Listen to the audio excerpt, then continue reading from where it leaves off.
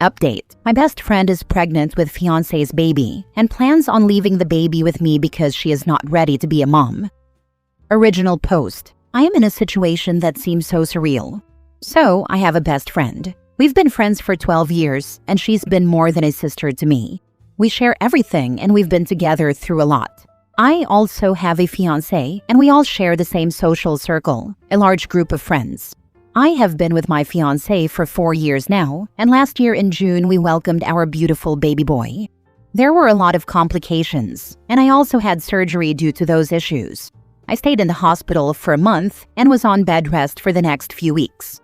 In August, one of our friends had a wedding, and it was about an 8-hour drive away, so I couldn't attend because it was quite a hassle, considering I wasn't well and the baby was still too young.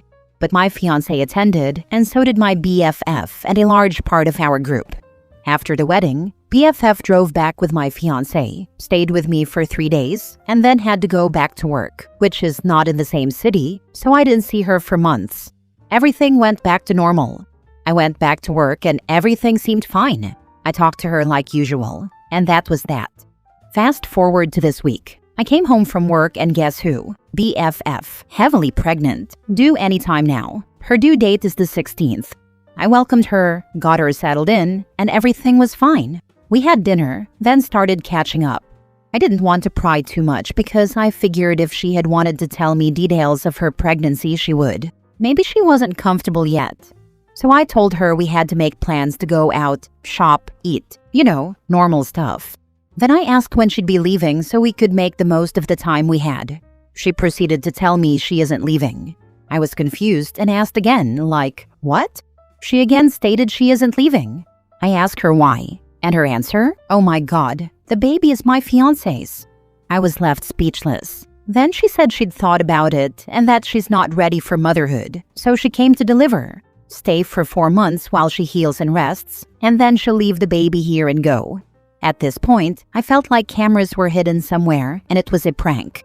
Half expecting her to say it was a joke, but no, she was as serious as a heart attack, which I was sort of having. I didn't know what to do, how to react, whether to scream or yell or kick her out. So I just left, went to my room and locked myself in, but I couldn't sleep either. I haven't talked to my fiancé yet. He works as a sales rep, and most of the week he's away. So what do I do? Currently, it's Saturday, the busiest day at the office, and I can't even think straight. How do I navigate this situation? Now for the top comments before reading the updates. Grab your baby, grab your things, and move out. He can care for that baby. Why should you do that when both of them betrayed you and you have a baby yourself? First, call the police and have her arrested for trespassing. She was only there at your invitation and is now refusing to leave. I would call your fiancé now and put him on speakerphone with your BFF. The moment he confirms that this isn't fake, tell him that you'll have all of his belongings packed and ready to go for him to move out the moment he returns. Then show your ex-BFF to the door because it's your apartment, not hers, so she has no right to stay there. He'll be home by 2 p.m. today, and I think I'm already freaking out about what's going to happen then. If I ask him on the phone, he's going to lie or deny or hang up and not come home. I think I'd rather surprise him, or I'm going to surprise myself.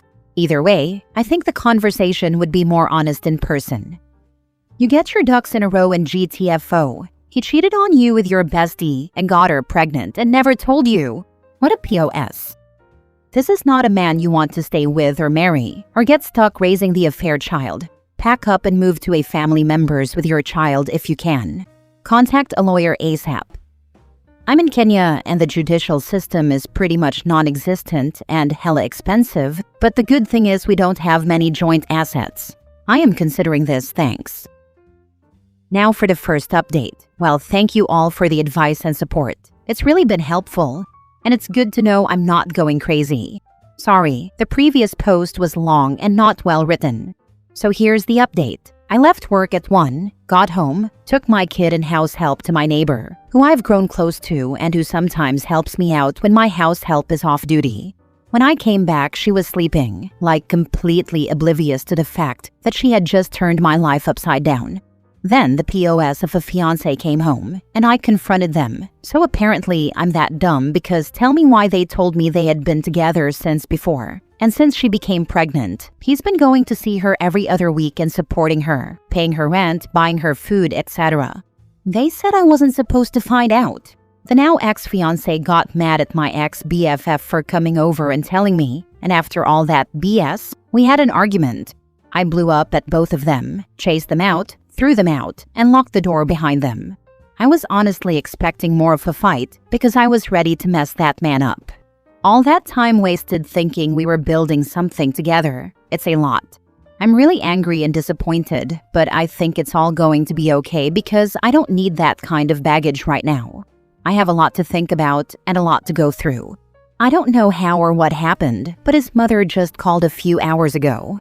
I didn't pick up. I don't want to deal with that BS right now. I know she's going to defend him, say I should give him a chance, or that it's not wrong. I don't know what they're going to try to say to me, but I don't want to hear it right now. They're very traditional and don't see anything wrong with cheating or having another child with another woman. It's like it's common, and I'm just really mad.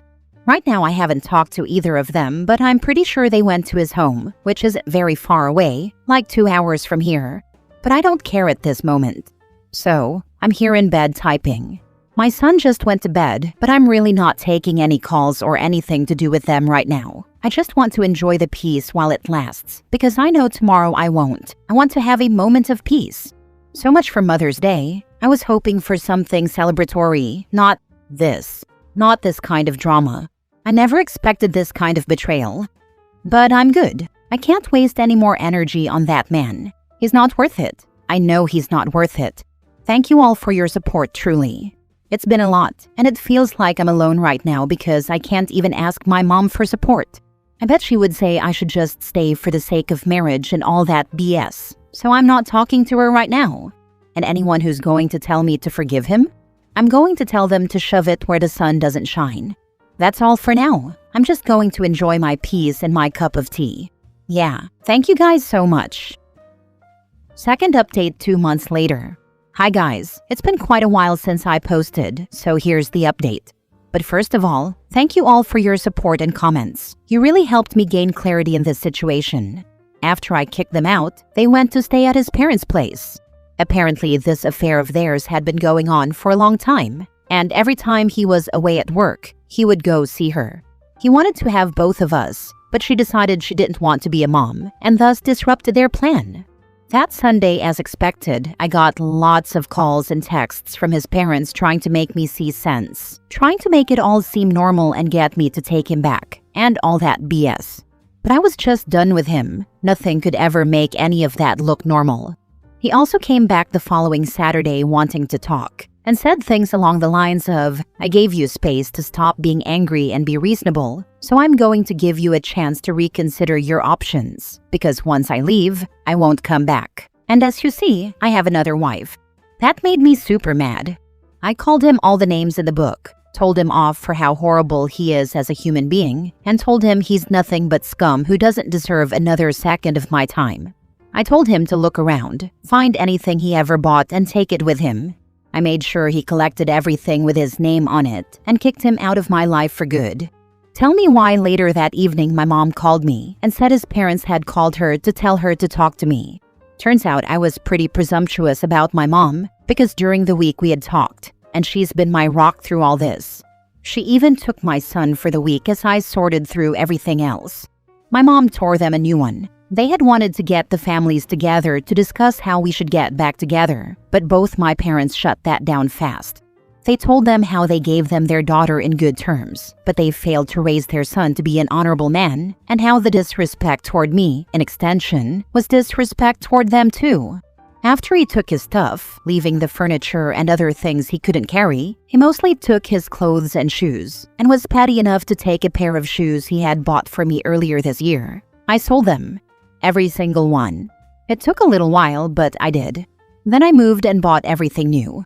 So now I'm living in this cozy, new upgraded house, no stress from anyone or anything. I don't know what happened to that bee, but quite frankly, I don't care. Her betrayal was bad enough. I can't waste time thinking about someone who never gave a good thought about me. They really deserve each other, and the trash took itself out too. Also, the meeting with the families happened, but it wasn't to get us together. It was for custody and whatnot. He still gets to be in our son's life, pays for everything including future school fees and all that, and if he doesn't, his parents are to be held liable for that. So it's safe to say I'm set up and comfortable where I'm at. Everything is going well. I'm happy and at peace. It's a relatively happy ending to an otherwise crappy experience. Thank you all for your support through this crazy situation. Next story. Am I the a-hole for telling my wife we either go to marriage counseling or I file for divorce? My wife, 31 female, and I, 32 male, have been together for 11 years and married for 6. We have 3 young kids together, and our marriage is falling apart because my wife doesn't want to change a thing. One of our biggest issues is the topic of more kids. My wife has decided that 3 is nowhere near enough, and she wants to have several more children, at least 3 more she says, but she likes the idea of even more than that. Meanwhile, I'm done with the 3 we have. She has tried to tell me we'll be having at least 3 more kids, and there's nothing I can say or do to stop it. So, we haven't had sex in 5 months. She has called me an a-hole and accused me of hating our kids, and when I tell her to stop saying that, she says I must hate them if I don't want more of them. She shuts down any concerns I bring up and never has an answer to where we'll get the money or time for 3 more kids. Her last delivery was difficult, and the doctors told us they wouldn't recommend many more pregnancies for her. She doesn't care and told me as much. She says that not giving in makes me manipulative. Another one of our big arguments is over time with the kids. We both work, and I feel like we should both be involved with the kids and taking care of the house. She tries to hog all the time when we're not working. She has told me she doesn't want me to take time with our kids away from her, and I've told her I just want to spend some time with them too. The times I do have the kids, she acts like she hasn't seen them for weeks, even though we live in the same house.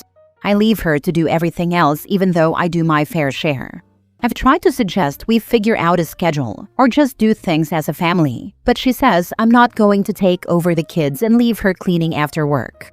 I can't bring up sharing time with the kids and chores because she's not okay with it being mentioned. Another big issue is money. We disagree on how we spend, save, and utilize the money we earn. It actually comes back to the topic of having more kids and how we spend time with our kids now. She doesn't have any concern for financial stability, and I do. There are other smaller things we fight about too, though none of those are as frequent or as long-standing. But for a year now, our marriage has been falling apart, and she speaks to me like she hates me 80% of the time. There's no middle ground or talking things through because she resorts to name-calling. After trying to speak with her and asking for therapy before, and her turning me down flat, I reached the end of the line. I started therapy on my own and booked us a marriage counseling session, but she didn't show. After a few more individual sessions, I told my wife it's either marriage counseling or divorce, because I don't want to raise our kids hearing these daily fights and feeling caught between feuding parents day after day. My wife said it wasn't my call to say either or, and that if I really cared, I would be fighting harder for our marriage. Am I the a-hole? Get a divorce. It's not going to get better. She obviously doesn't understand how marriage and children work. Having additional kids is a 2-yes situation, not an I'll have more kids against your wishes situation. Yep, it's sexual coercion. OP needs to get the heck out. At least you'll be able to spend time and know your kids during your custody time. Additionally, you have been fighting for your marriage. She wants complete and total surrender to her thoughts and feelings. Again, that doesn't work in a marriage. Marriage is about compromise and working through issues. Your wife is out in left field, and I wouldn't touch her in any way considering you may have another child as a result of your encounters. We haven't been intimate in months, and that's not going to change anytime soon, ever from the way things are looking. Not the a-hole. Your wife is off her rocker. Get a vasectomy. Freeze some sperm on reserve just in case your next wife wants a child. Seriously, she has a screw loose. Lost the plot. Without idioms, she needs her head examined. In all seriousness, does she have postpartum psychosis? If she won't get help, it's on you to help your children and yourself. See an attorney. Yes, divorce is hard on kids, but living in a home brewing utter toxicity is worse. If you get out and form a healthy union with someone else, the kids will see an example of a functional family. She won't let you parent? How's she going to like parenting every other week? This goose is cooked. I'm not freezing any sperm, but I will be getting a vasectomy soon. She doesn't have PPP or PPD. This is simply her being stubborn and wanting to get her way on everything. Last story. Am I the a-hole for not telling my cousin why my wife doesn't do any chores? A year ago, things in my marriage came to a head and my wife nearly divorced me. Long story short, when we got married 13 years ago, she and I agreed that she would work part-time and handle most, but not all of the domestic stuff while I focused on my career. Any home improvement projects she came up with, maintenance and repairs, as well as parenting duties. I was up many nights with the babies and did everything else that comes with being a parent. 10 years ago, she went back to work full-time and even started her own business with my full support. The problem? I never adjusted my domestic contributions. That, understandably, led to her being burned out and she started resenting me. Fast forward to a year ago, she was going to leave me, and I, realizing how badly I'd screwed up, decided to take on and provide my wife all the support she had given me. Ever since then, I've been doing the majority of the housework while she focuses on growing her business and being with the kids. And ever since, our marriage, with a little additional help from marriage counseling, has never been better. Fast forward a bit further, and my cousin, along with her husband and 3 kids, stayed with us this weekend. But they don't know any of the above and just saw my wife relaxing and playing with the 6 kids all weekend, while I tirelessly cooked, cleaned, and kept the place spotless for 2 families. So here's where I might be the a-hole. My cousin started asking me how often I cook or do laundry, etc., and I told her all the time, but didn't tell her why. She then started pointing out everything I was doing to her husband with a clear message that if I could, he could. Here's the thing. Her husband is the primary breadwinner, and unlike my wife, my cousin actually works only part-time. Should I explain that we are only a year into my penance and that my wife used to be the one doing all this and more? Or do I just mind my own business? Edit. One quick clarification.